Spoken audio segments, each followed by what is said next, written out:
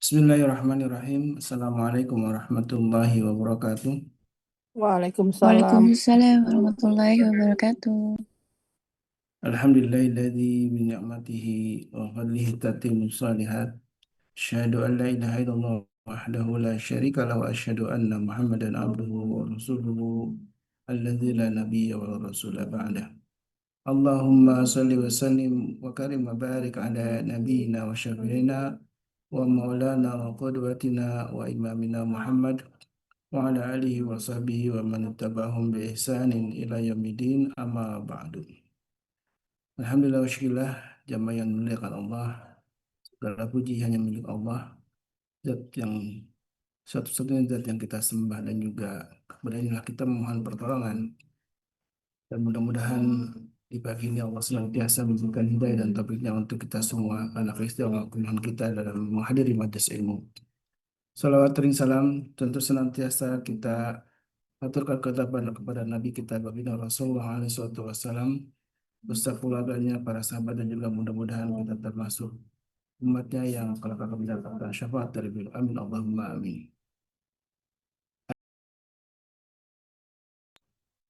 Jamaah Allah, di pagi ini kita kembali berjumpa dengan sebuah kajian Quran Inspiration bersama Ustaz Khairil Alam Hafizullah Ta'ala yang masih melanjutkan tema yang sudah dikaji di pekan lalu ya. Di ahad pekan lalu kita sama-sama membuka surat Yusuf yang di sana sebuah kisah yang panjang berkaitan dengan Nabiullah Yusuf alaihissalam dan juga Nabi Yakub alaihissalam.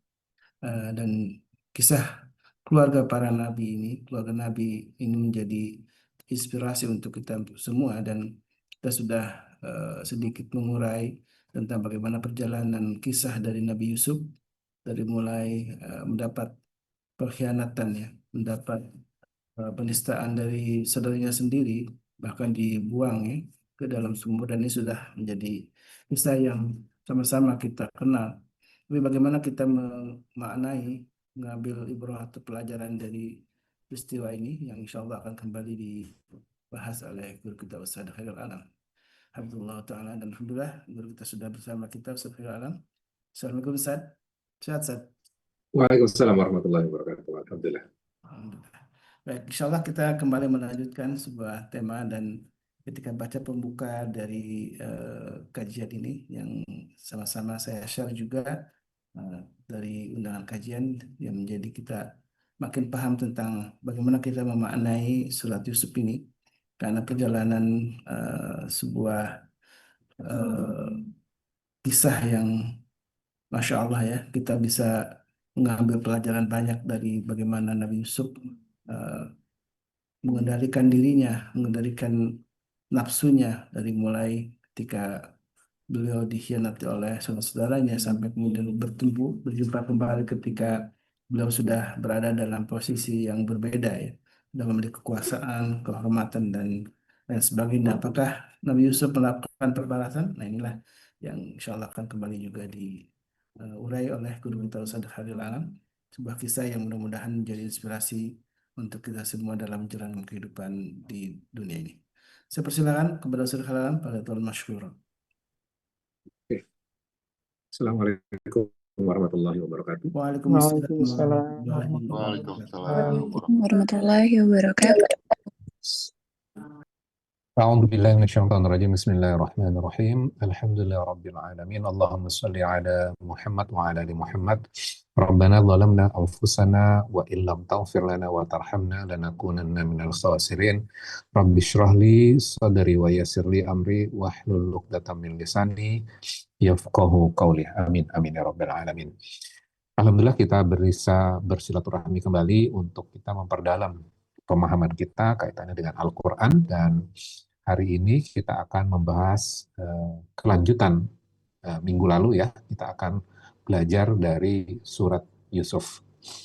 Surat Yusuf ini sesungguhnya adalah, Allah sudah mengatakan bahwa surat Yusuf ini adalah surat kisah yang terbaik ya. Surat yang berisi dengan kisah yang terbaik, dan itu yang mengatakan adalah Allah. Artinya kita akan disajikan sebuah storytelling dan kisah ini adalah kisah nyata, bukan hanya kita memahami konteks sejarah saja, bukan. Tapi kita akan belajar dalam realitas kehidupan yang sebenarnya yang terjadi di dalam dunia seperti apa. Sehingga apa? Kita mudah untuk mempelajarinya. Makanya kalau kita bertanya dalam hati sendiri kan sebenarnya gini, kenapa kok dalam Al-Quran itu banyak sekali kisah ya? Quran tapi isinya kisah.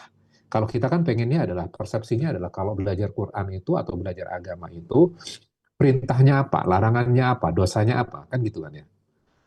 Jadi kita pengen langsung to the point, perintahnya apa, dalilnya apa, terus larangannya seperti apa, dosanya, pahalanya seperti apa.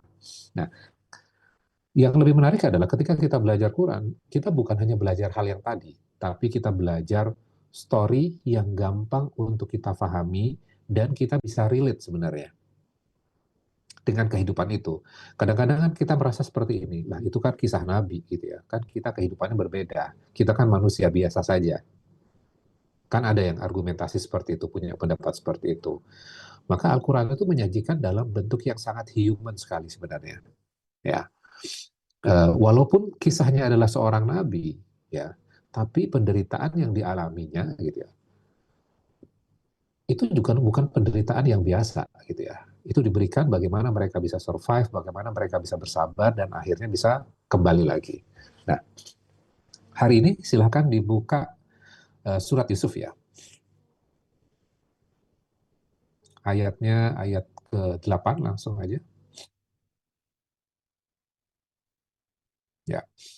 Nah, sudah Bapak Ibu sekalian? Udah Ustaz. Oke. Sebagai pengantar ayat 8 ini, pernah nggak sih kita dalam kehidupan kita pengen keadilan? Pernah. Ya. Tapi kadang-kadang demi keadilan itu kita malah menyakiti orang lain. Iya. Dalih kita kan gini, saya cuma pengen ngebalas kok. Saya pengen dia ngerasain apa yang saya rasakan. Saya pengen dia menderita dan merasakan air mata yang pernah saya teteskan. Tapi nanti setelah itu saya akan berubah. Saya akan melakukan dosa, tapi nanti saya akan tobat. Biarin supaya hati saya lega. Nah, kadang kita menggunakan dalih itu. Dan ternyata alasan itu juga diungkapkan oleh anak-anak dari Nabi Yakub. Ya, kita baca mulai dari ayat 8 ya. Silakan ada yang bisa bantu baca? Iya Iya Ustaz. Ustaz. Ya Ustaz. A'udzu billahi minasyaitonir rajim.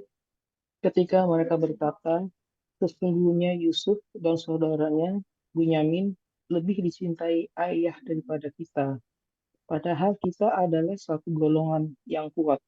Sungguh ayah kita dalam kehidupan yang nyata. Ini adalah statement dari anak-anak dari Nabi Yakub. Ya, pertanyaannya gini, apakah Nabi Yakub mentreatment anak-anaknya dengan tidak adil? Kalau berdasarkan ayat ini. Tidak. Tidak lah. Perasaan mereka aja kali. Ya, ini adalah perasaan atau emosi yang dimiliki oleh kakak-kakak dari Nabi Yusuf. Mereka mengatakan sesungguhnya Yusuf dan Bunyamin, ya, saudaranya, lebih dicintai ayah daripada kita. Nah, ini kenapa terjadi sih sebenarnya? Jadi kalau kita lihat historical konteksnya, Bunyamin dan Nabi Yusuf itu berasal dari ibu yang berbeda dengan kakak-kakaknya. Kakaknya ini ada 10 orang. Ya, salah satunya namanya adalah Yehuda. Ya. Jadi 10 bersaudara, mereka berasal dari ibu yang berbeda, sedangkan Nabi Yusuf dan Benyamin berasal dari ibu yang berbeda. Nah, ibu dari Nabi Yusuf dan Benyamin ini adalah istri keduanya. Ya, istri keduanya. Dan mereka berasumsi, beranggapan, menilai bahwa Nabi Yusuf dan Benyamin itu lebih dicintai ayah daripada kita. Padahal kita adalah satu golongan yang kuat.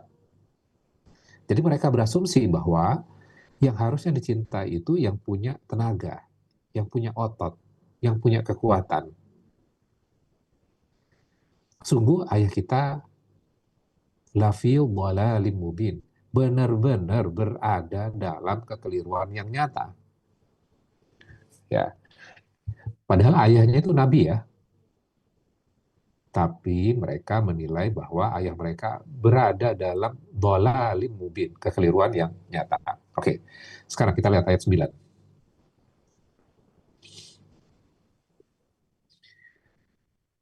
Dibaca Ustaz. Kakak-kakak, ya Iya. siap. Ya. Bunuhlah Yusuf atau buanglah dia ke suatu tempat agar perhatian ayah tertumpah kepadamu. Dan setelah itu kamu menjadi orang yang baik. Nah, ini penting nih. Jadi mereka memberikan sebuah usulan. Ya. Jadi ada satu memberikan usulan, bunuhlah Yusuf atau buanglah dia. Sehingga apa? Ada tujuannya nggak untuk melakukan ini, membunuh atau membuang? Tujuannya di dalam ayat ini jelas. Tujuannya untuk apa? Yakhlulakum, ya. Wajah abikum, jadi supaya wajah ayah kita atau perhatian ayah kita tertumpah kepadamu, berarti kepada kita kan? Iya. Setelah itu ya mimba di watakunu mimba dihi qauman sholihin. Setelah itu kamu menjadi orang yang baik. Nah, kalau kita lihat dari kisah awalnya gitu ya, berarti mereka akan melakukan kejahatan. Betul nggak? Iya. Mereka sadar nggak itu dosa? Iya. Dari ayat ini nih, mereka sadar nggak mereka melakukan dosa? Sadar. Taunya dari mana? Mimba'di. Setelah ini kamu menjadi orang yang soleh, menjadi orang yang baik. Berarti mereka sudah tahu perbuatan ini adalah perbuatan dosa, tapi tetap dilakukan. Kenapa? Karena yakin nanti bisa jadi orang baik, nanti bisa tobat.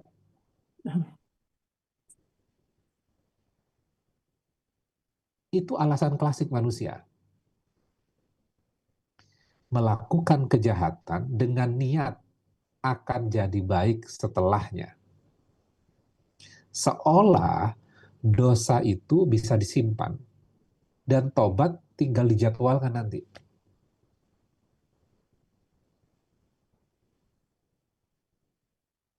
Sama nggak dengan kehidupan kita sekarang? Iya. Ya udah deh, nggak apa-apa, saya dosa, nanti saya tobat kok.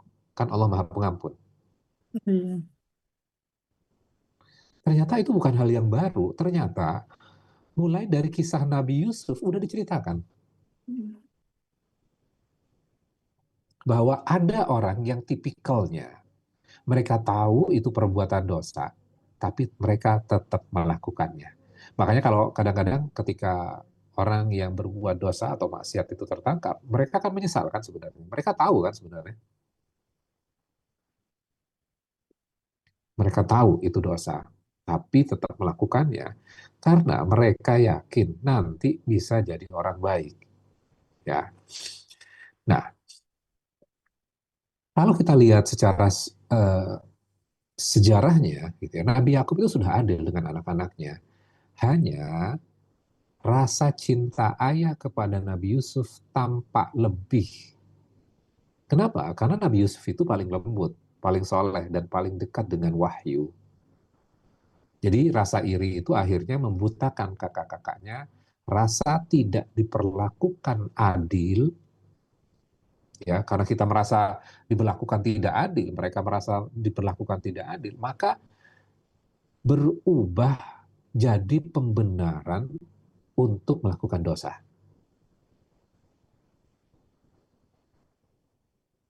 Jadi apa yang kita bisa pelajari? Ketika perasaan di dalam hati merasa dizolimi, kita merasa disakiti, kita merasa dilecehkan, kita merasa direndahkan, kadang kita merasa bebas menzalimi balik.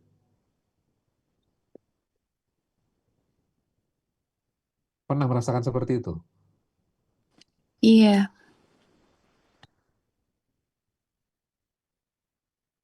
Jadi ayat ini sesungguhnya ini tentang kita.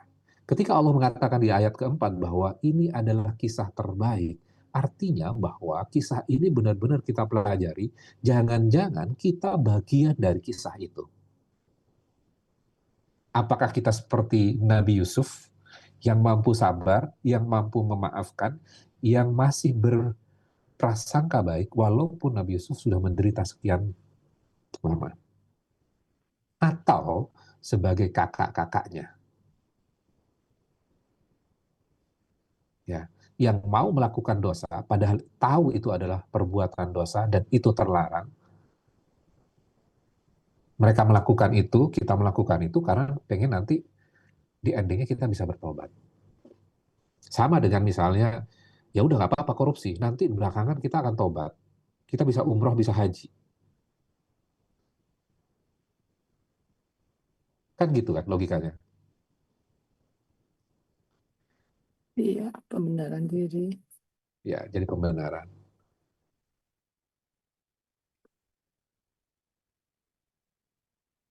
Jadi kadang kita seperti mereka melakukan kesalahan bukan karena nggak tahu, tapi karena merasa kita punya alasan. Padahal yang namanya dosa, walaupun dibungkus dengan niat baik supaya perhatian ayah terhadap mereka kan,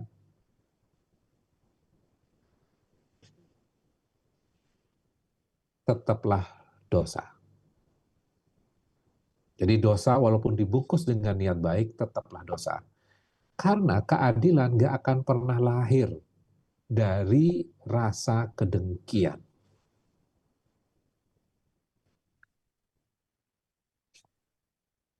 Ya. Jadi bunuhlah Yusuf dan buanglah dia ke suatu tempat agar perhatian ayah tertumpah kepadamu dan setelah itu kamu menjadi orang yang solihin, orang-orang yang solih. Ya. Pembenaran terhadap perbuatan dosa. Contohnya kalau kita tarik dalam kehidupan sekarang, kira-kira apa? Misalnya dalam rumah tangga. Yang terjadi biasanya adalah misalnya nih ya, suaminya berselingkuh. Kemudian dia pihak yang dizolimi, betul nggak? Istrinya. iya, Oke. Iya. Setelah merasa dizolimi, maka dia punya alasan. Dia merasa punya alasan untuk membalas itu kan. iya. Akhirnya apa yang terjadi? Melakukan keburukan juga. Melakukan keburukan. Dia membalas suaminya dengan melakukan perselingkuhan yang serupa.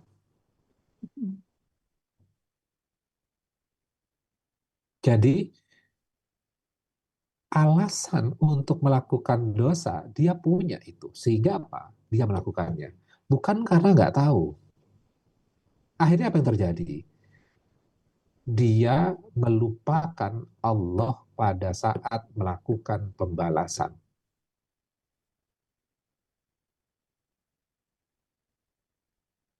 Ya. Jadi tipikalnya sama sebenarnya. Cuman versinya berbeda. Tapi esensi dasarnya, fundamentalnya sama.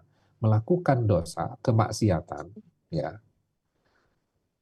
Bukan karena tidak tahu, mereka tahu, tapi nanti ya udah nanti taubat. Kan masih muda, nanti punya waktu kan gitu kira-kira. Oke. Ayat 10. Iya Ustaz. Auzubillahiminasyaitonirrajim. Seorang di antara mereka berkata, "Janganlah kamu membunuh Yusuf, tetapi masukkan saja dia ke dasar sumur, agar dia dipungut oleh sebagian musafir, jika kamu hendak berbuat." Oke. Nah, kemudian ada satu di antara mereka yang hatinya masih lembut kan. Udahlah, nggak usah dibunuh, gitu kira-kira. Dibuang aja ke dasar sumur. Ya, kelihatannya benar nggak? Kelihatannya benar. Kelihatannya benar. Daripada membunuh, mending melakukan dosa yang derajatnya lebih kan, lebih rendah. Tapi tetap saja itu adalah perbuatan salah dan itu adalah perbuatan dosa kan. Ya. Jadi biasanya dalam setiap kelompok itu selalu ada orang yang lebih berhati nurani, tapi tetap aja salah. Ya.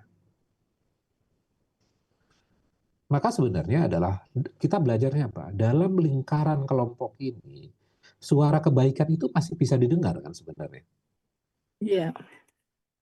Akhirnya apa? Mereka nggak mau melakukan dosa yang ekstrim. Mereka mau melakukan dosa yang derajatnya lebih kecil lagi kan. Jadi sebenarnya ketika kita dalam sebuah komunitas yang salah, kita masih bisa menyuarakan kebenaran sebenarnya. Walaupun sendirian. Cuman yang sekarang terjadi apa? Supaya selamat, mending menawarkan dosa yang lebih kecil kan gitu kan. Iya. Oke, ayat 11 sekarang.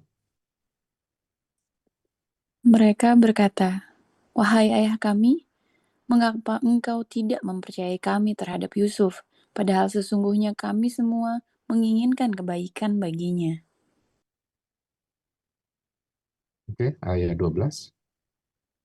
Biarkanlah dia pergi bersama kami besok pagi, agar dia bersenang-senang dan bermain-main, dan kami pasti menjaganya. Oke, kalimatnya lembut yang diungkapkan kakak-kakaknya kepada ayahnya, tapi sebenarnya manipulatif. Jadi menipu sang ayah dengan janji palsu. Artinya apa? Kebohongan itu memang direncanakan. Kejahatan itu direncanakan oleh mereka. Ya. Nah, seringkali kejahatan itu dalam bentuk yang kata-kata manis kan. Dan biasanya kejahatan itu dari orang terdekat juga. Sehingga akhirnya kita nggak sadar bahwa mereka sudah merencanakan kebohongan dan penipuan. Jadi kita bisa belajar apa? Kita belajar membedakan niat baik dan topeng kebaikan sebenarnya dalam konteks ayat ini. Sering nggak kita kadang-kadang banyak orang yang tertipu bukan dari orang yang kita nggak kenal. Betul nggak? Iya. Betul. Penipuan umroh, dan yang lain-lain, itu biasanya berasal dari orang-orang di sekitar kita tuh. Kaitannya dengan harta, pinjem, dan segala macam. Tapi mereka tega melakukannya. Ya. Jadi kita waspada dan kita harus bisa membedakan mana yang niat baik, mana yang topeng kebaikan. Ya. Kemudian ayat ke-13. Dia Yakub berkata, "Sesungguhnya kepergian kamu bersama dia, Toh Yusuf, sangat menyedihkanku, dan aku khawatir dia dimakan serigala, sedang kamu lengah darinya." Oke, berarti Nabi Yakub tahu nggak potensi bahayanya? Tahu. Oke, tapi melepaskan Nabi Yusuf bersama kakak-kakaknya Iya. dengan berat hati. Tapi Nabi Yusuf percaya terhadap ketentuan Allah. Ya, jadi walaupun khawatir, dia masih uh, yakin terhadap ketentuannya Allah tuh. Kemudian ayat 14. Sesungguhnya mereka berkata, "Jika dia dimakan serigala, padahal kami kelompok yang kuat, kalau demikian tentu kami orang-orang yang rugi." Oke, jadi clear ya. Jadi sesungguhnya mereka berkata jika dia dimakan serigala, padahal kami golongan kuat. Masih konsisten ya ceritanya dengan sebelumnya. Karena badannya kuat, mereka bisa menjaga adik-adiknya. Kemudian mereka mengatakan, kalau sampai dimakan, kami orang-orang yang rugi dong. Gitu ya. Masa badan kami kuat, kami nggak mampu menjaga adik kami. Kira-kira seperti itu. Jadi mereka meyakinkan secara terus-menerus. Jadi bukan hanya dengan satu kalimat, tapi dengan kalimat yang lain untuk meyakinkan sang ayah. Padahal semua itu adalah rangkaian kebohongan. Iya. Awalnya dosanya kan satu rencananya kan, membuang kan. Iya. Maka dosa itu akan memancing perbuatan dosa berikutnya.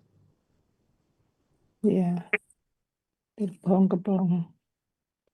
Ya, kejahatan satu akan membuat kejahatan yang lain akan dilakukan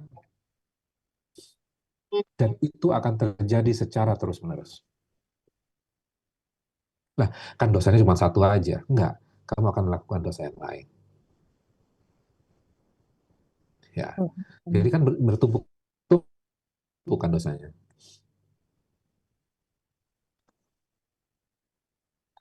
Kemudian ayat ke berapa nih?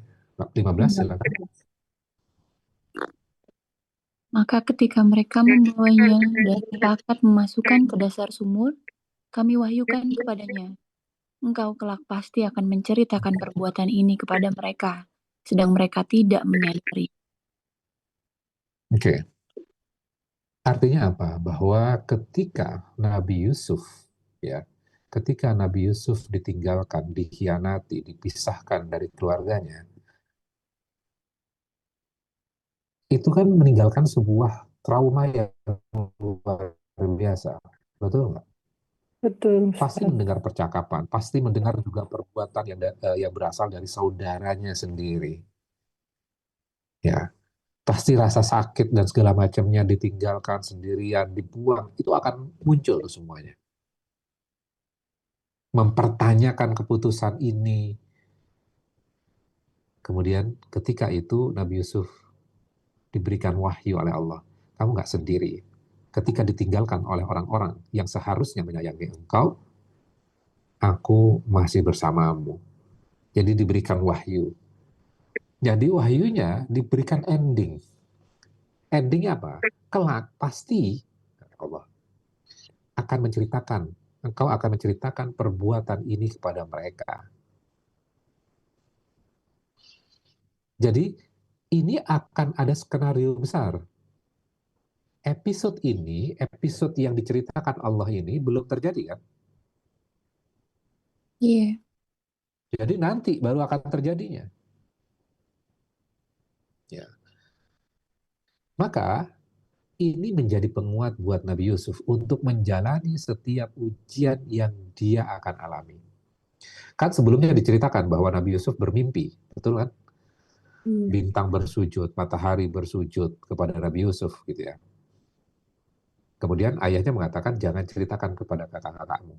Karena rasa iri itu bisa timbul dari saudara juga gitu ya.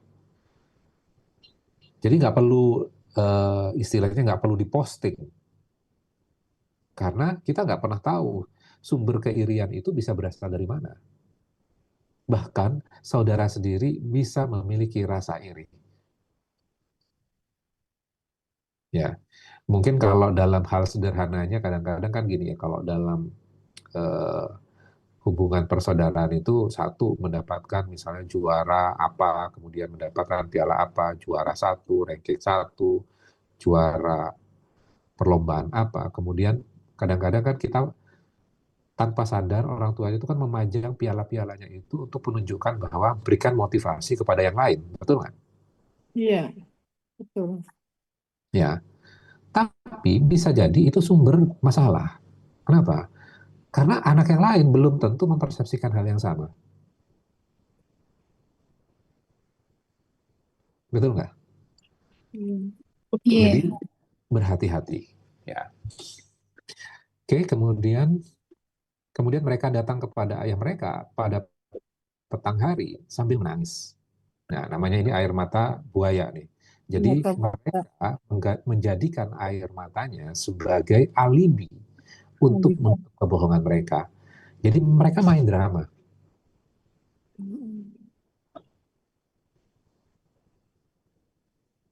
Mereka main sinetron, walaupun pada saat itu belum ada sinetron. Ya.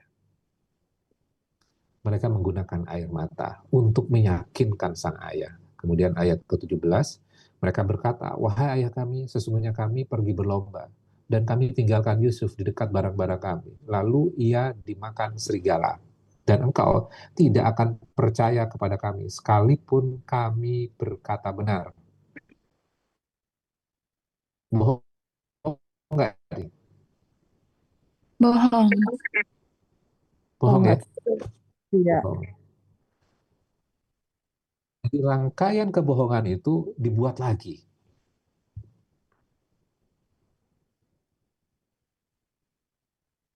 Kemudian habis itu menggunakan strategi sebagai pihak yang terzolimi. Kalau bahasa sekarang playing victim. Engkau tentu tidak akan percaya kepada kami. Berarti membuat ayahnya merasa bersalah kan? Karena nggak percaya pada mereka. Sekalipun kami berkata yang benar. Berarti ini manipulatif ya? Ya. Terjadi juga nggak pada zaman sekarang? Sangat, Ustaz. Nah, terjadi. Ya, oke. Kemudian ayat 18, silakan. Dan mereka datang membawa baju gamisnya yang berlumuran darah, darah palsu. Dia, Yakub berkata, sebenarnya hanya dirimu sendirilah yang memandang baik urusan yang buruk itu. Maka hanya bersabar, itulah yang Oke. terbaik bagiku. Dan kepada Allah saja memohon pertolongannya terhadap apa yang kamu ceritakan. Oke. Kalau kita baca ayat 18 ini, pertanyaannya gini. Apakah Nabi Yakub tahu anak-anaknya berbohong? Tahu, Tahu. darah palsu, tahu. Nabi Yusuf memilih fasabrun jamil. Memilih kesabaran yang bagus, yang tinggi. Nabi Yakub punya alasan nggak untuk marah kepada kakak-kakaknya? Punya. Punya. Jadi Nabi Yakub punya alasan untuk marah kepada kakak-kakaknya. Bayangkan, anak sendiri dibuang, dihilangkan, nggak dibawa pulang ke rumah, nggak dibawa balik. Dan Nabi Yakub tahu saudara-saudaranya ini, kakak-kakaknya ini berbohong. Berarti kan punya alasan untuk marah kepada mereka. Kalau itu terjadi sama kita, bayangkan kita sebagai Nabi Yusuf, apa yang kita akan lakukan? Marah. Marah, mungkin mengusir kakak sebelum menemukan Yusuf, kan gitu kan? Ya. Kamu bukan anak saya lagi.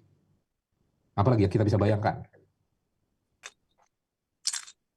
Mengumpat mereka dengan kata-kata kasar.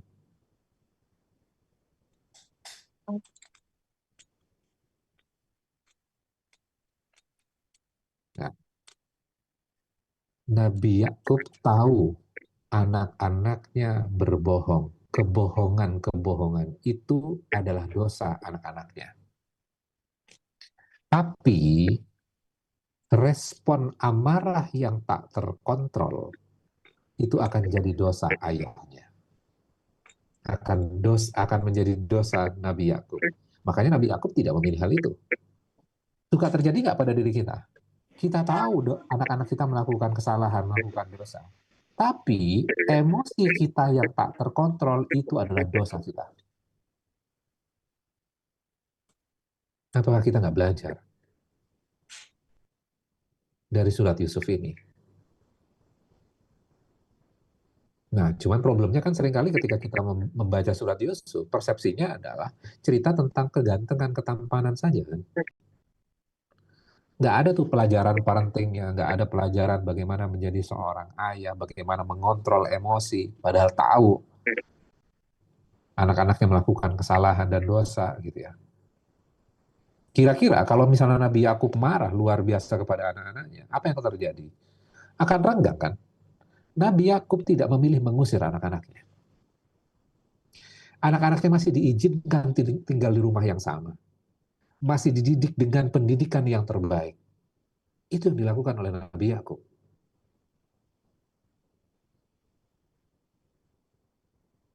Tidak memisahkan mereka bukan anak Nabi Yakub. Enggak, tidak melakukan itu.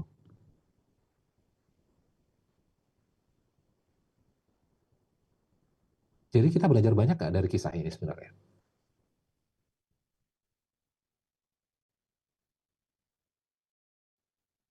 Bagaimana kita mampu mengontrol emosi, apalagi sebagai orang tua.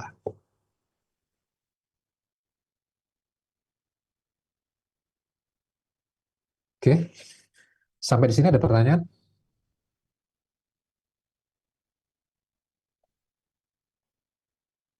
Kalau nggak ada, kita lanjut ayat 66 ya. Saya mau lompat dulu.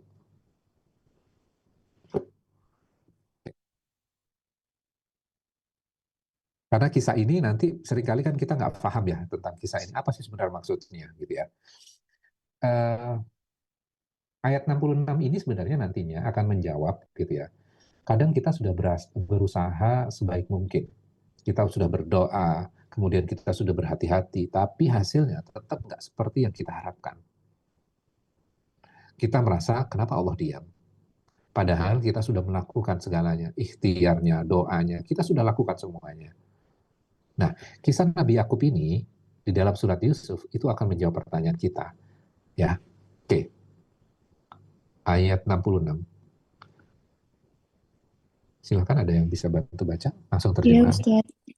Dia Yakub berkata, "Aku tidak akan melepaskannya pergi bersama kamu, sebelum kamu bersumpah kepadaku atas nama Allah, bahwa kamu pasti akan membawanya kepadaku kembali, kecuali jika kamu dikepung musuh."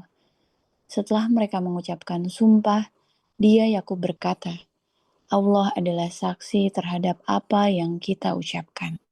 Oke. Yang tadi yang kita bahas dari awal-awal surat Yusuf itu sampai ayat 18 tadi ya. Itu menceritakan bagaimana traumanya Nabi Yusuf, kehilangan Nabi Yusuf kecil. Ya, ya karena umur 12 berarti Nabi Yusuf belum jadi nabi, betul nggak? Oke. Nah, Iya. ketika mengalami trauma itu, traumanya belum sembuh, lukanya masih membekas di dalam hati, kemudian masuk episode baru yang sudah beberapa tahun kemudian kakak-kakaknya datang kembali kepada ayahnya, meminta adik mereka, Bunyamin, untuk dibawa mereka ke negeri Mesir. Kira-kira trauma itu akan muncul lagi nggak? Iya. Ya, akan muncul. Uang lukanya belum sembuh kok. Yusuf, Nabi aku masih merasa kehilangan. Nah, minggu lalu kan kita udah bahas. Kadang kita dipertemukan dengan masa lalu yang dihadirkan kembali pada saat ini. Padahal kita punya trauma yang luar biasa pada saat itu. Bisa bentuknya adalah orang atau situasi yang sama. Dan bagaimana cara menghandle-nya kan gitu kan. Nah, ini terjadi pada Nabi Yakub. Luka lama itu muncul kembali. Sehingga Nabi Yakub memberikan respon. Aku tidak akan melepaskannya.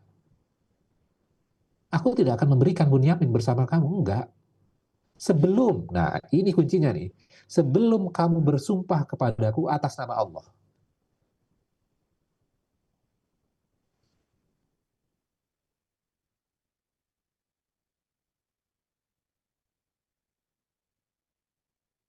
Kenapa?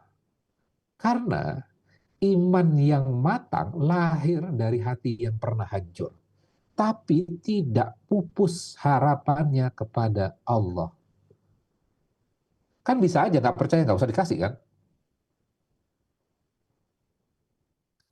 Dan akhirnya Nabi Yakub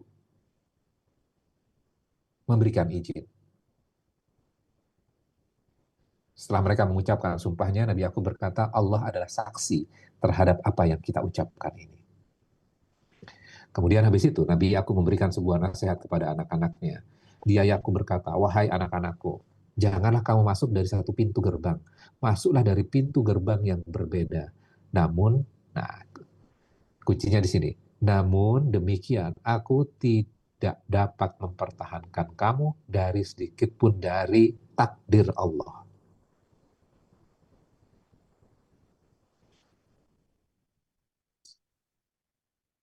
Kalimat ini seakan menutup, merangkum seluruh makna kehidupan. Aku tak bisa melindungimu dari takdirnya Allah. Kepadanya aku bertawakal dan kepadanya bertawakal orang-orang yang bertawakal. Tapi catatannya apa pelajaran pentingnya? Usaha tetap dilakukan. Hasilnya diserahkan sepenuhnya kepada Allah. Dan ternyata apa yang terjadi berikutnya? Dan ketika mereka masuk sesuai dengan perintah ayah mereka, masuknya mereka tidak dapat menolak sedikit pun keputusan Allah. Nah, kalau sudah ikhtiar, tapi takdirnya berbeda. Kadang-kadang kita berpikir gini, ngapain kalau gitu berikhtiar? Betul nggak?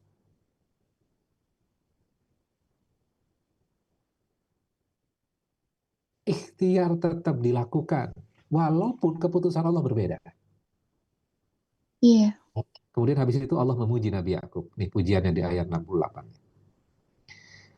Tetapi itu hanya suatu keinginan pada diri Yakub yang telah ditetapkannya. Sesungguhnya dia mempunyai pengetahuan, karena kami telah mengajarkan kepadanya. Tetapi kebanyakan manusia tidak mengetahui.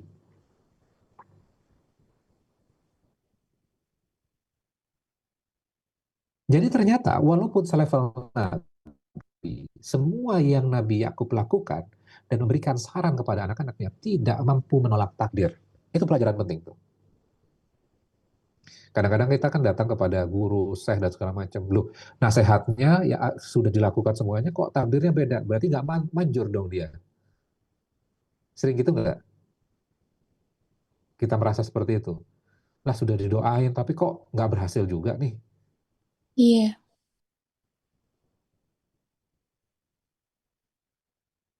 Kadang kita datang ke orang yang sakit, kemudian kita datang menjenguk, kemudian mendoakan dengan doa yang disunnahkan oleh Nabi untuk meminta kesembuhan untuk dia. Besoknya dia meninggal dunia.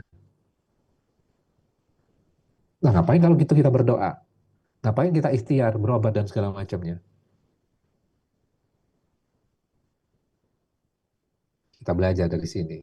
Allah memuji kebijaksanaan Nabi Yakub. Karena kadang yang Allah nilai bukan keberhasilan kita, tapi niat dan ikhtiar yang tulus. Mungkin diri kita sekarang juga seperti Nabi Yakub. Sudah mencoba semua cara, sudah berdoa tanpa henti, tapi takdir tetap berjalan ke arah yang lain. Karena kalau kita lihat episodenya, nanti Bunyamin nggak kembali loh kepada ayahnya. Ditahan oleh Nabi Yusuf kan di istana, betul nggak? Nanti dimasukkan piala, kemudian ditahan di situ, kemudian saudara-saudaranya pulang balik. Maka itu akan memberikan kepedihan serupa. Karena belum tahu endingnya seperti apa kan.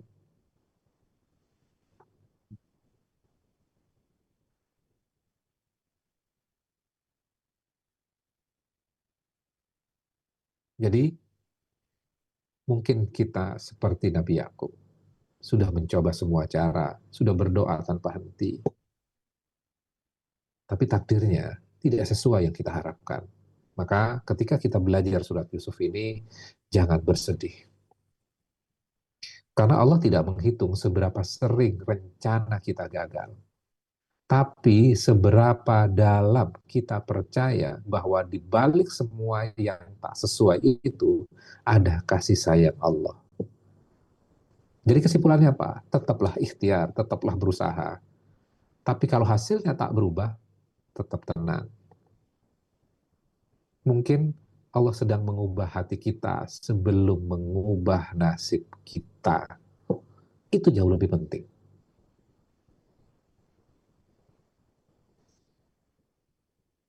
Cuma kadang-kadang kan kita ngeyel, ngotot, keinginan kita itu harus terkabul. Betul nggak? Betul, Ustaz. Sesuai dengan doa kita.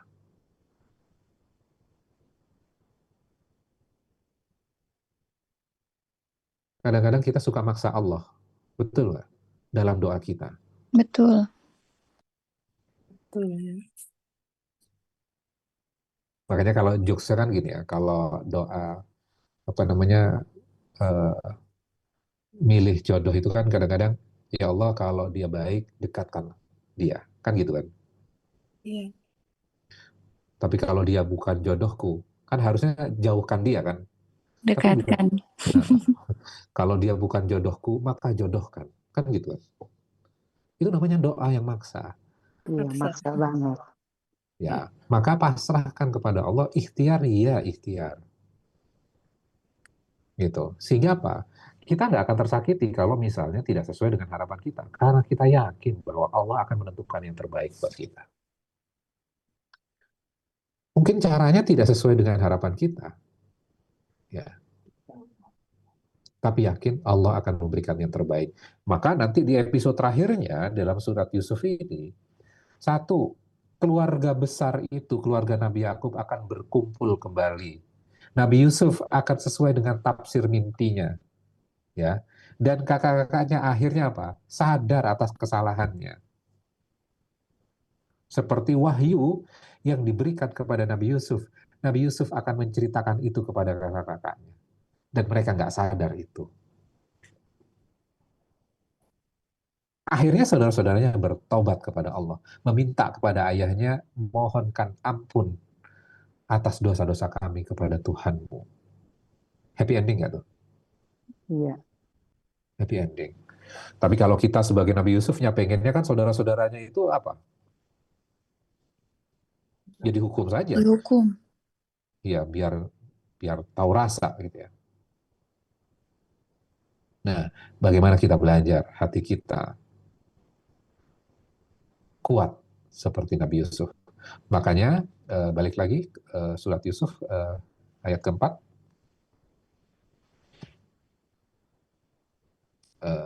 Bentar, ayat ketiga. Nahnu nakussu 'alaika ahsanal qasas. Kami menceritakan kepadamu, tanda kurung, siapa tuh? Muhammad sallallahu alaihi wasallam. Muhammad. Nabi Muhammad. Kisah yang paling baik dengan mewahyukan Al-Quran ini kepadamu. Artinya apa? Ketika Rasulullah diberikan surat Yusuf ini, mengajarkan kepada Rasul tentang apa? Kesabaran. Kesabaran, akhlak kepada Rasul. Wajar nggak Rasulullah dididik dengan Al-Quran menjadi pribadi yang luar biasa? Iya.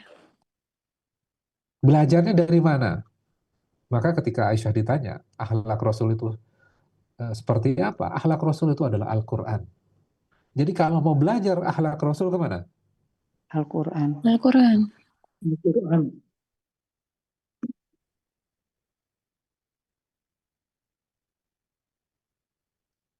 Ya.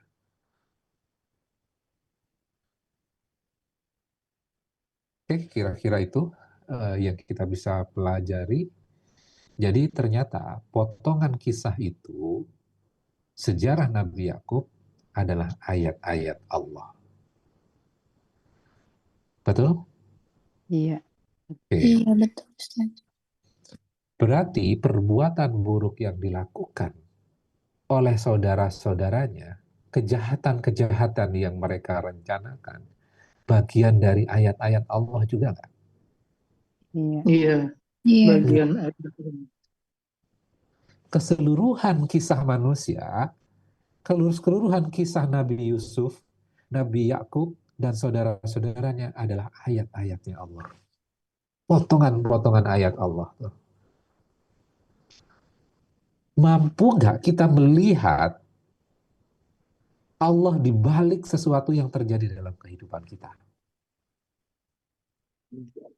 Di balik orang-orang buruk, yang berperilaku buruk, yang berkata kasar kepada kita, Allah izinkan itu terjadi. Itu bagian dari ayatnya Allah.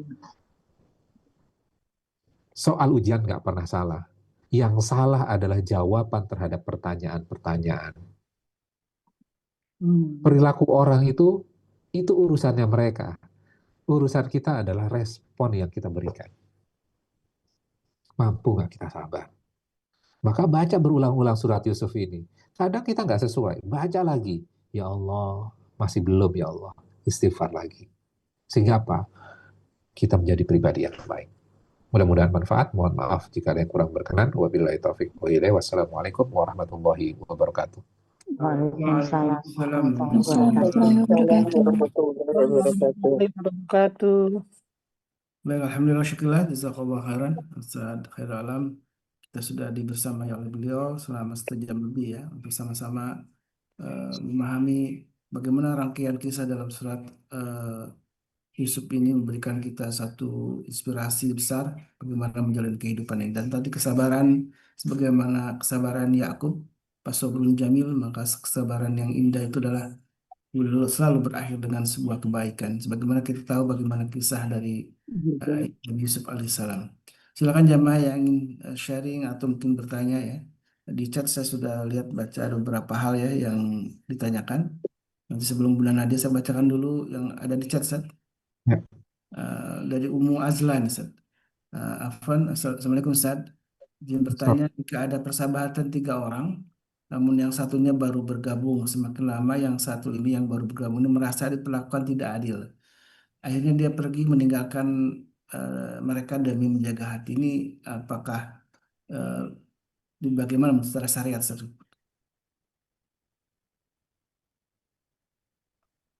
Bentar. Merasa bahwa tidak adil. Akhirnya dia pergi. Oke. Intinya gini, bahwa setiap peristiwa pasti ada pelajarannya. Ya. Baik yang tidak berlaku adil maupun yang berlaku adil. Semuanya pelajarannya masing-masing. Betul nggak? Perjalanan setiap orang pasti berbeda-beda. Ya. Kita bisa saksikan dalam kisah Nabi Yusuf ini, ya, keluarga Nabi Yusuf ini, gitu ya. Bagaimana setiap individu itu karakternya berbeda-beda, perjalanannya berbeda-beda. Nabi Yakub dari awal karena seorang nabi, maka tetap yakin kepada Allah. Ya, apapun ketentuannya. Nah, kemudian Nabi Yusuf diajarkan oleh Nabi Yakub. Apakah sepanjang hidupnya? Enggak. Enggak. Ketika kecil saja. Iya. Ya kalau kita lihat kembali kepada beberapa tafsir mengatakan Nabi Yusuf dibuang itu ketika usia 12 tahun. Maka selama 12 tahun itu kan diajarkan. Hanya 12 tahun. Kebayang nggak? 12 tahun. Tapi pribadi Nabi Yusuf yakin terhadap Allahnya luar biasa. Berarti kan usia emas tuh. Diajarkan tentang ketauhidan. Jadi yang diajarkan itu ketauhidannya dulu. Yakin kepada Allahnya terlebih dahulu. Ya. Kalau kita kan rada berbeda ya. Ya. Kita lebih suka mengajarkan tata cara. Tata cara sholat, tata cara bacaan ini dan segala macamnya. Padahal yang paling substansional yang harus diajarkan terlebih dahulu adalah ketauhidan dulu. Ya, ketauhidan terlebih dahulu. Lah kan anak kecil nggak ngerti. Coba baca Nabi Yusuf, usianya kecil. Pasti anak-anak masih bocah. Tapi diajarkan dan nempel pada Nabi Yusuf. Bayang, 12 tahun, hai, anak 12 tahun. Tapi mengarungi perjalanan kehidupannya sendirian. Tanpa ayah, tanpa ibu.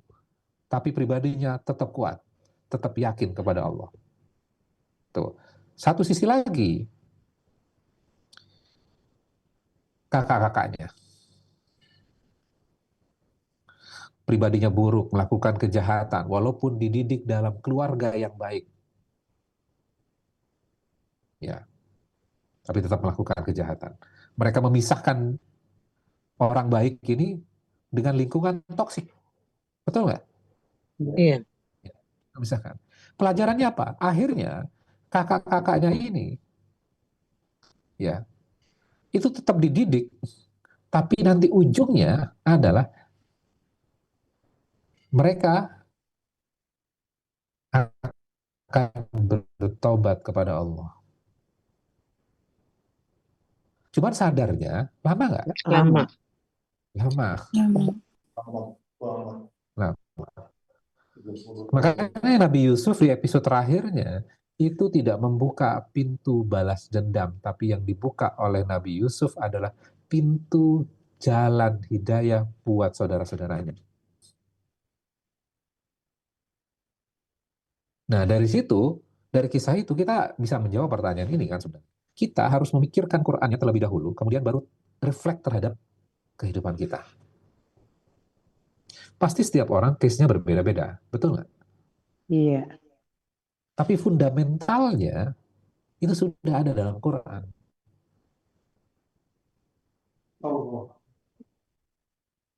Ya mau kita bergabung dengan mereka dengan mau mengajarkan, silahkan. Mau memisahkan diri, silahkan juga. Yang paling penting adalah, balik lagi, yakin terhadap Allahnya.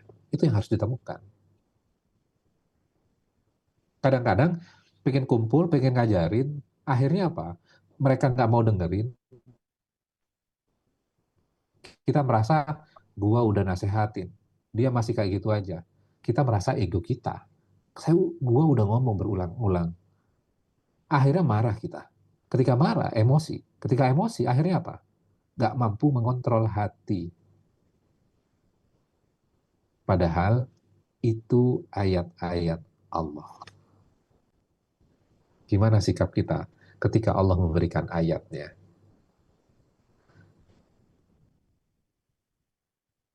Ya, makanya kadang-kadang kalau kita belajar surat An-Nisa itu ya, perceraian itu diizinkan nggak sih sebenarnya? Tidak. Diizinkan. Iya, Diizinkan. cuma Nah, dibenci.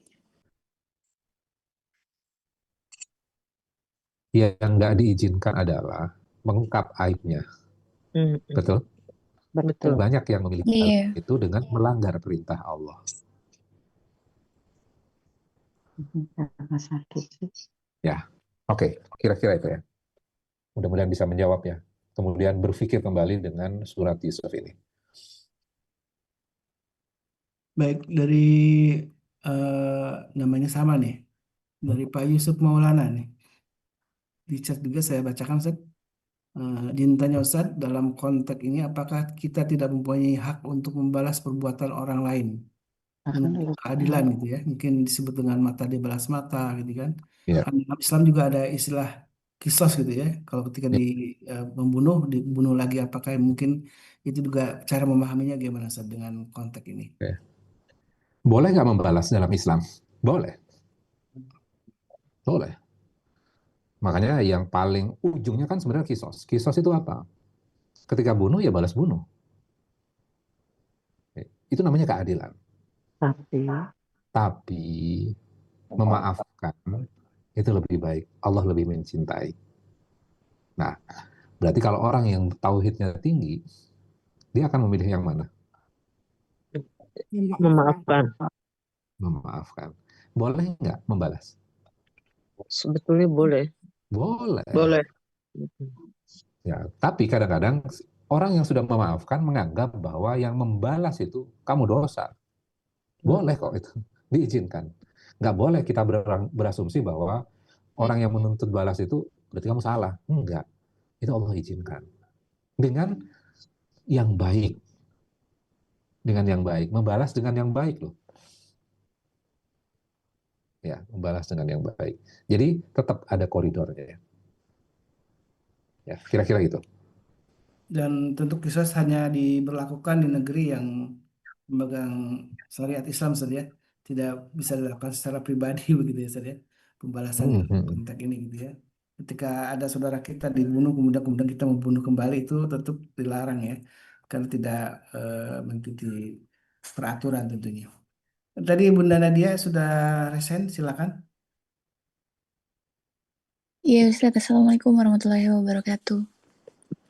Waalaikumsalam warahmatullahi. Tadi terkait yang disampaikan Ustadz tentang doa yang memaksa, memang kita secara tidak sadar sering gitu minta sama Allah terus, tapi pas nggak dikabul, kayak gimana gitu perasaan tuh ya, kayak banyak berpikir, padahal udah berpasrah sama Allah. Nah, gimana caranya menstabilkan diri supaya balik lagi bahwa Allah lah yang menentukan yang terbaik. Terus yang kedua, konteks sabar ini sejauh mana sih Ustadz? Terkadang saya sendirilah merasakan bahwa misalnya saya berjuang untuk sabar, tapi di dalam hati tuh ada rasa ngedumel gitu, misalnya marah-marah, menggerutu, tapi di hati kita tahan, dikeluarkan dengan baik, tapi gitu. Itu konteks sabar bukan Ustadz? Makasih. Assalamualaikum. Iya. Gimana supaya kita konsisten? Ya. Tipsnya apa? Kan gitu ya. Dekat dengan Al-Quran. Dekat Quran. Baca Quran. Karena itu adalah wahyu yang langsung dari Allah untuk kita. untuk menyembuhkan luka kita, untuk menyembuhkan rasa sakit hati, trauma, bagaimana kita mengelola hati kita, itu Al-Quran. Ya. Nah, kemudian sabar. Apa sih sebenarnya sabar itu? Ya, kita pernah membahasnya. Buka surat Al-Baqarah 154.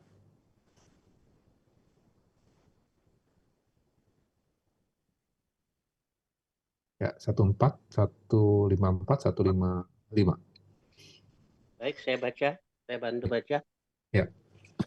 Al-Baqarah 154 yang artinya, dan janganlah kamu mengatakan orang-orang yang terbunuh di jalan Allah, mereka telah mati. Sebenarnya mereka hidup, tetapi kamu tidak menyadarinya.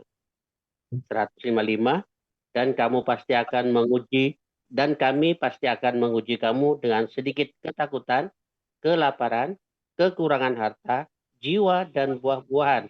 Dan sampaikanlah kabar gembira kepada orang-orang yang sabar. Oke. Jadi sabar yang dibahas di dalam ayat ini nih. Termasuk 154-nya. Jadi orang yang berjihad di jalan Allah, mereka meninggal. Kelihatannya topiknya berbeda. Kelihatannya kok topiknya jihad ya. Itu adalah contoh puncak sabar itu jihad. Ya. Jadi sabar itu nggak diem. Tapi sabar itu berusaha. Bukan nerimo ya. Bukan. Tapi berusaha. Oke. Terus ayat 155 Allah mengatakan, sungguh kami akan mencoba memberikan ujian dengan berbagai macam hal. Minal khauf, dari ketakutan, wal ju, dari kelaparan, wa nafsim minal amwal, kekurangan harta, wal anfus, kekurangan jiwa, wa thamarat, kekurangan buah-buahan. Jadi kita akan diuji dengan berbagai macam hal dalam kehidupan kita. Bisa dengan perkataan orang, bisa dengan perubahan nasib, bisa dengan pekerjaan, kehilangan, dan segala macamnya. Semua pasti akan diberikan ujian itu. Tapi kan saya sudah soleh, saya sudah taat, saya sudah sholat, saya sudah bersedekah. Pasti diuji, nggak ada pengecualian. Terus apa poinnya? Basyiris sabirin, ucapkan selamat kepada orang-orang yang sabar. Jadi tujuan dari semua ini bukan menjadi orang yang terbebas dari rasa takut, bukan. Bukan orang yang bebas dari lapar menjadi orang kaya, bukan. Yang terbebas dari kekurangan harta dan jiwa, enggak. Yang jiwa misalnya itu sehat, enggak, bukan itu. Goal besarnya bukan itu. Tapi ketika diuji, maka ucapkan selamat kepada orang-orang yang sabar. Ternyata tujuan dari ujian-ujian itu adalah supaya kita sabar. Terus sabar itu apa? Apakah sabar itu kita mengontrol terus nggak meluapkan? Kan gitu kan pertanyaan tadi. Kita sudah berusaha bersabar tapi mengeluarkan dengan cara berbeda. Apakah itu sabar? Penjelasannya ada di ayat 156. Alladzina idza asobathum musibah qalu inna lillahi wa inna ilaihi rajiun. Orang-orang yang sabar adalah orang-orang yang apabila ditimpa musibah, dia langsung mengatakan inna lillahi wa inna ilaihi rajiun. Kami milik Allah dan akan kembali kepada Allah. Itu poinnya. Artinya apa? Inna lillah, kami milik Allah dan akan kembali kepada Allah. Berarti yang diingat siapa? Allah. Allah. Kalau kita misalnya, saya coba sabar nih. Saya coba terima. Bisa jadi itu bukan sabar.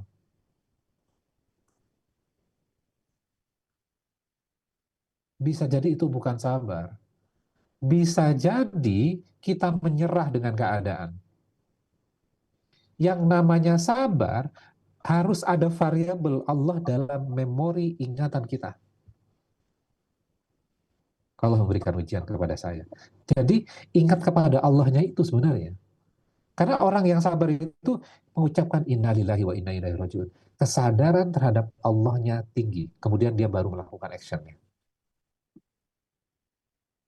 Jadi kalau dia pun dalam tanda kutip membalas, tapi dengan mindfulness, kesadaran tentang Allah. Jadi dia tidak akan over tuh.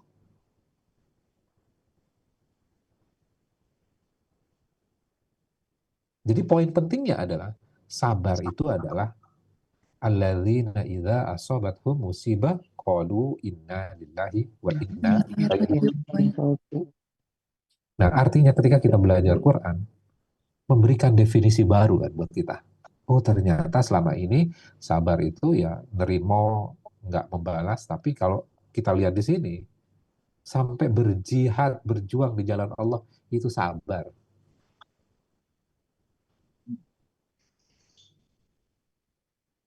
Oh, sabar saya ada batasnya. Berarti nggak akan sampai tuh ujungnya. Wabasyiris sobirin. Ucapkan selamat kepada orang-orang yang sabar. Ya, jadi sabar, ingat dengan Allah. Nah, cuman kadang-kadang kan gini ya. Kalau kita mengucapkan inna lillahi wa inna ilaihi rajiun, dikasih kabar nih misalnya, eh, mengalami kecelakaan, inna lillahi wa inna ilaihi, belum meninggal. Kita orang pikir inna lillahi itu hanya untuk orang meninggal dunia. Padahal kalau kita baca konteksnya di dalam ayat ini, kalau merasakan ketakutan, boleh nggak mengucapkan innalillah? Boleh. Boleh, Kalau kekurangan harta, boleh boleh, nggak? Boleh. Kalau sakit, boleh. iya. Kadang-kadang ngajinya kan sampai ayat 156. Ngajinya cuma sampai innalillahi wa inna ilaihi rajiun. Kalau ada orang meninggal kan. Maka baca kembali Qur'annya supaya kita dapat pemahaman baru, definisi baru yang sesuai dengan Al-Quran. Ya, karena kalau misalnya dibalikan, ya udah sabar aja, ya udah diem aja, nggak usah lah ikut-ikut berjuang. Enggak, salah itu, berjuang. Makanya 154 ya, 154, janganlah kamu mengatakan orang-orang terbunuh di jalan Allah, mereka telah mati. Kalau kita baca satu ayat lagi, ya 153, ya ayyuhalladzina amanu sta'inu bis sabri was salat. Innallaha ma'as sabirin. Wahai orang-orang yang beriman, minta pertolongan dengan sabar dan sholat. Nah, kemudian kita, oh berarti sabar, ya udah diem aja, nerimo aja. Iya, itu satu bagian definisi, iya betul. Tapi bagian yang lain adalah kan minta pertolongan dengan sabar dan sholat, betul? Kemudian tiba-tiba ayat 154, wala taqulu lima yuqtalu fi sabilillahi amwat. Jangan katakan orang yang berjihad di jalan Allah dan terbunuh, mereka mati. Berarti jihad kan? Katanya kan suruh sabar, minta pertolongan dengan Allah. Artinya apa? Ini Allah berikan contoh, puncak sabar itu jihad di jalan Allah. Ya, saya tidak akan melangkah lebih jauh. Jihad itu apa bentuknya? Ya, tapi di sini diceritakan adalah sampai dia meninggal di jalan Allah memperjuangkan dia masuk definisi sabar. Mudah-mudahan bisa menjawab ya Bu. Baik, dan ini sebuah jawaban juga dari Bu Ida ya, yang juga bertanya hal yang sama. Jadi diam menerima perlakuan mungkin yang tidak adil tadi, tapi hati tidak merasa menerima gitu Ustaz. Tapi sungguh ketika kita memaafkan itu memang jauh lebih baik saja ya, daripada membalas, dan seperti yang tadi dikisahkan dalam kisah Nabi Yusuf alaihissalam dalam surat Yusuf, dan bagaimana apa yang dilakukan oleh Nabi Yakub, apa yang dilakukan oleh Nabi Yusuf terhadap saudara-saudaranya, mudah-mudahan menjadi inspirasi untuk kita bagaimana kita menjaga hati dengan kesabaran tentunya ya. Dan ini saya bacakan juga dalam surat Asy-Syura ayat 40 dengan nama yang dengan tema yang sama tadi tentang kesabaran itu, dan ternyata memberikan maaf itu jauh jauh lebih baik gitu deh. Ya. Baik, zaman kau masih ada yang ingin bertanya? Masih ada waktu mungkin satu pertanyaan terakhir.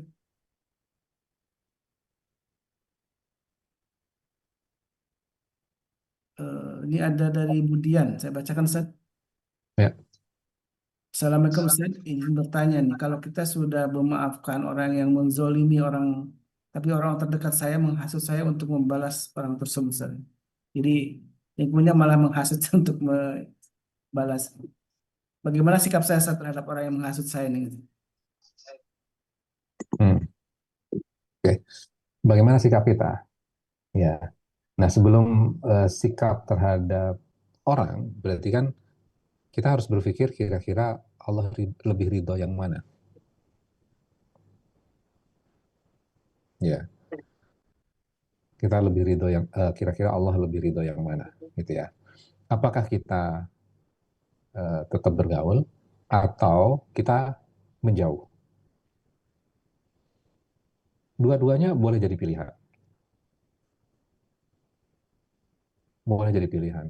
Yang paling penting sebenarnya adalah bagaimana kita bisa tetap mindfulness-nya itu, takwanya itu terus ngikutin kita. Jadi kesadaran tentang Allahnya itu yang jadi fondasi agama kan sebenarnya. Makanya dalam sholat dalam khutbah Jumat itu, dua khutbah itu harus ada nasihat takwa. Apa? Mengingatkan orang terhadap Tuhannya. Ya. Dan itu yang harus dibawa secara terus-menerus. Jadi boleh menjauh, boleh mendekat supaya orang itu berubah, boleh. Kalau udah nggak mampu, ya udah tinggalkan. Ya, karena seringkali kan gini, tujuan dari dakwah itu sebenarnya apa? Ya kan? Yang dibebankan kepada Nabi adalah sampaikan.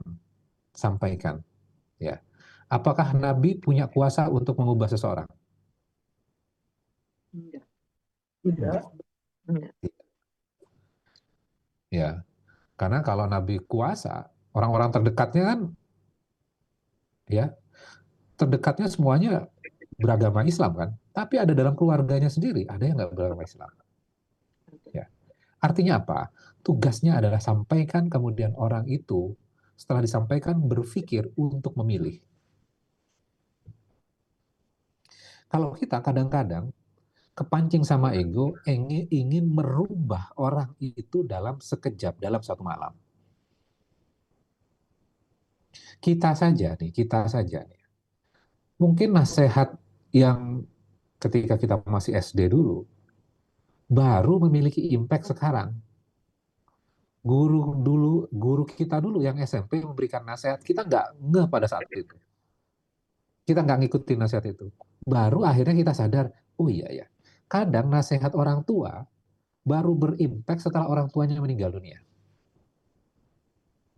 Ada model seperti itu tuh. Ya ada. Ketika orang tuanya ada, nggak didengerin sama sekali. Tapi ketika orang tuanya meninggal dunia, baru dia sadar, oh iya ternyata ini ya yang dirasakan oleh orang tua saya ketika saya sekarang jadi orang tua. Jadi kita bisa jadi bagian model yang seperti itu. Kalau kita kan pengennya instan ya, langsung kasih nasihat, orang yang menzolimi kita sadar.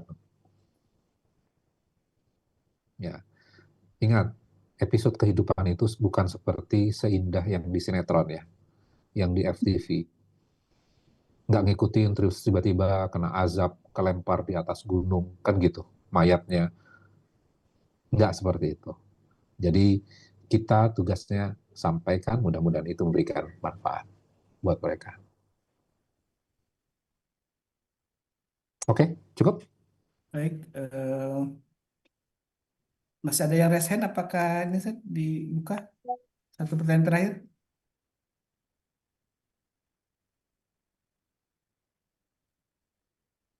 Masih ada yang raise hand satu orang, Bu Meli, apa masih ada waktu Ustaz?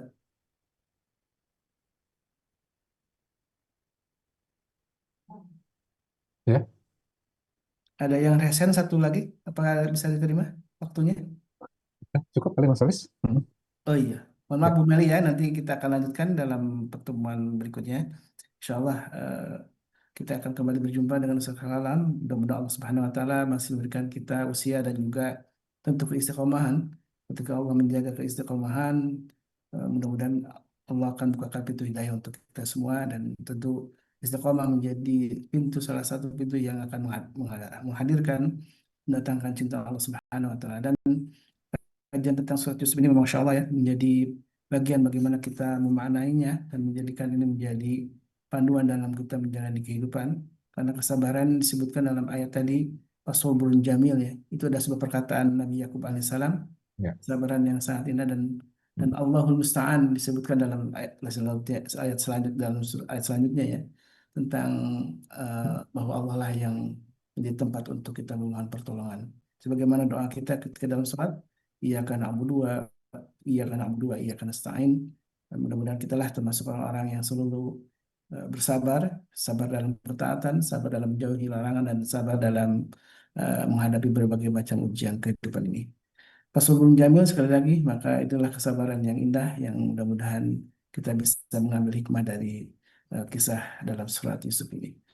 Jazakallah khairan, Ustaz Alam, dan juga bagi jamaah semuanya jazakumullah khairan. Insya Allah kita akan terus setiap pagi berguru ya kepada para guru kita di Majelis Keluarga Indonesia. Alhamdulillah Ustaz Alam selalu mendampingi kita di ahad pertama dan ahad keempat ya, pertama dan keempat, untuk sama-sama kita membuka kembali Al-Quran kita sebagai pedoman dalam hidup kita. Baik, kita tutup dengan doa kafaratul majlis. Subhanakallahumma wa bihamdika asyhadu an la ilaha illa anta Astaghfiruka wa atubu ilaik. Astaghfiruka wa atubu ilaik. mohon maaf kalau ada Syukran kesalahan. Ustaz. Minkum dan wa iyyakum. Assalamualaikum warahmatullahi wabarakatuh. Waalaikumsalam. Waalaikumsalam warahmatullahi wabarakatuh. اللهم ارحمنا بالقرآن واجعله لنا إماما ونورا وهدى ورحمة. اللهم ذكرنا منه ما نسينا وعلمنا منه ما جهلنا